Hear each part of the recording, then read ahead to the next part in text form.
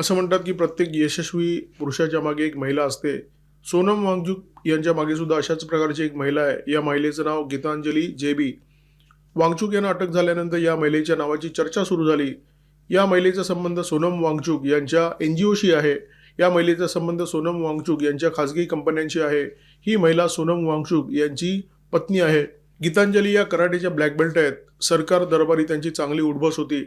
2022 मध्ये नीती आयोगाने woman transforming India हा पुरस्कार देऊन त्यांचा गौरव केला होता. दूरदर्शन ही सरकारी वाहिनी आहे. या वाहिनीवर सुद्धा गीतांजली जेबी यांची प्रशंसा करणारे काही कार्यक्रम झालेले आहेत. केंद्रीय मंत्र्यांकडे असो किंवा लडाखच्या राज्यपालांकडे या दाम्पत्याचा अगदी थेट प्रवेश होता. त्यांच्याआधी लाल गालिचे अंथरले जात.